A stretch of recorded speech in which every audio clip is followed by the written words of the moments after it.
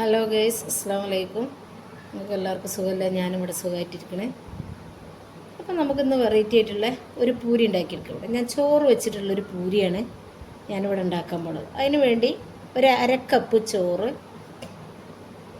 ഏതരിൻ്റെ ചോറായാലും കുഴപ്പമില്ല, അരക്കപ്പ് ചോറെടുത്തിട്ട് ഒരു മിക്സിൻ്റെ ജാറിലേക്ക് ഇട്ട് കൊടുത്തിട്ടുണ്ട്. അതിൽ കുറച്ച് വെള്ളം ഒഴിച്ചിട്ട് അതൊന്ന് അടിച്ചെടുത്ത് കൊണ്ടുവന്നിട്ടുണ്ട്. പിന്നെ ഞാൻ ഇവിടെ ഗോതമ്പ് പൊടി വെച്ചിട്ടാണ് എടുക്കുന്നത്. അപ്പോൾ ഒരു കപ്പ് ഗോതമ്പ് പൊടി എടുത്തിട്ടുണ്ട്.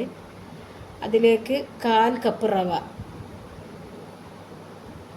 പിന്നെ അതിലേക്ക് ആവശ്യത്തിന് ഉപ്പ് ഇട്ട് കൊടുത്തിട്ടുണ്ട്.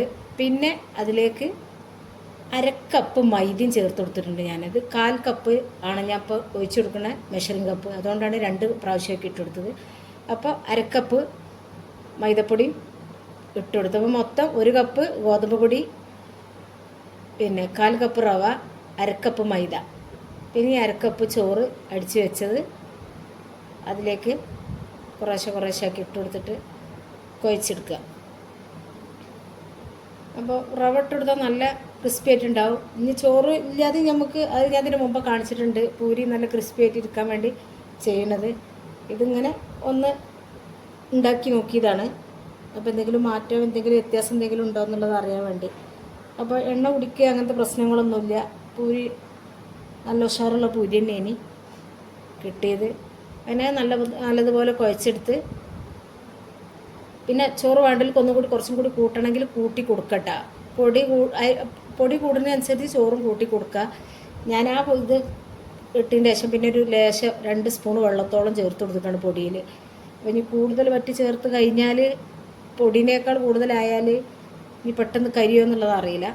അപ്പം അങ്ങനെ അതൊക്കെ കുഴച്ചെടുത്ത് പിന്നെ ലാസ്റ്റ് കുറച്ച് എണ്ണയൊക്കെ ഇട്ട് അതൊന്ന് കുഴച്ച് റെസ്റ്റ് ചെയ്യാൻ വേണ്ടി അപ്പം തന്നെ പിന്നെ എണ്ണ ഇതാക്കി കൂടുതൽ സമയം വെക്കൊന്നും വേണ്ട. ഞാനൊരു 2-3 മിനിറ്റ് വെച്ചിട്ടുള്ളൂ. പെട്ടെന്ന് തന്നെ ഞാൻ ഉണ്ടാക്കിയെടുക്കുന്നുണ്ട്. അങ്ങനെ ഓരോന്നായിട്ട് പൊരിച്ചെടുത്തത് നല്ലതുപോലെ പൊള്ളി വരുന്നുണ്ട്. പൂരി അല്ലെങ്കിലും പൊള്ളി വരും. നല്ലതുപോലെ റെസ്റ്റ് ചെയ്യാൻ വെക്കാതെ തന്നെ എടുത്തിട്ട് പൊരിച്ചിട്ട് പ്രശ്നമൊന്നും പൂരിക്കില്ല. അപ്പം നിങ്ങളും എല്ലാവരും ഇതുപോലെ ഒന്ന് ട്രൈ ചെയ്ത് നോക്കുക. അങ്ങനെ ഒന്ന് പൂരി ഉണ്ടാക്കി നോക്കി. വെറും ഗോതമ്പ് പൊടിയും ബറ്റും മാത്രം ചേർത്തിട്ട് ഉണ്ടാക്കാം, പിന്നെ കുറച്ച് മൈദ ചേർത്തിട്ട് അങ്ങനെ ഉണ്ടാക്കാം, ഗോതമ്പ് പൊടി റവയും ചേർത്തിട്ട് അങ്ങനെ ഉണ്ടാക്കാം. അതിന് വെള്ളത്തിന് പകരം പറ്റടിച്ചത് ചേർത്ത് കൊടുത്താൽ മതി എന്ന് മാത്രം. അപ്പോൾ ഇതുപോലെ നിങ്ങളെല്ലാവരും ഒന്ന് ഉണ്ടാക്കി നോക്കി.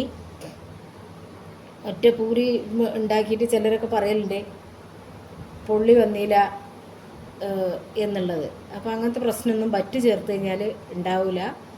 ഞാനെങ്ങനെ പൂരി ഉണ്ടാക്കിയാലും പൂരി പൊള്ളി വരലുണ്ട്. ചിലരൊക്കെ പറയലുണ്ട് വീഡിയോസിൽ പൂരി ഉണ്ടാക്കിയിട്ട് നന്നായില്ല എന്നുള്ളത്. അപ്പോൾ അതുകൊണ്ടാണ് ഞാനിതിവിടെ ഇങ്ങനെ ഒന്ന് ഉണ്ടാക്കി കാണിച്ചു തന്നത്. അപ്പോൾ നിങ്ങളും ഉണ്ടാക്കി നോക്കിയിട്ട് ഫീഡ്ബാക്ക് അറിയിക്കുക. അപ്പോൾ എൻ്റെ വീഡിയോ ഇഷ്ടപ്പെട്ടാൽ, അത് കാണുമ്പോൾ തന്നെ ഇഷ്ടപ്പെട്ട് കഴിഞ്ഞാൽ നിങ്ങളുടെ ഒരു ലൈക്ക് ഒന്ന് സപ്പോർട്ട് ചെയ്യുക.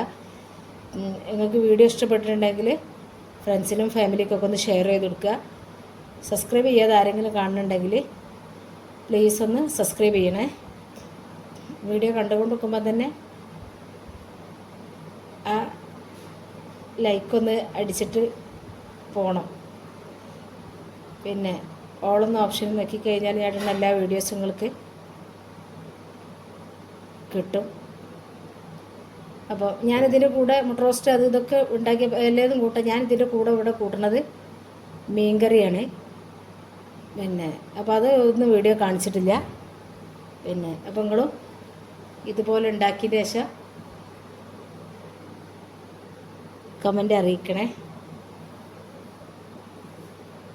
അപ്പോൾ റെസ്റ്റ് ചെയ്യാൻ വെക്കണ്ട എന്നുള്ളതാണ് ഇതിൻ്റെ മെയിൻ ഒരു ഘടകം ഞാനിതിൽ കണ്ടത്.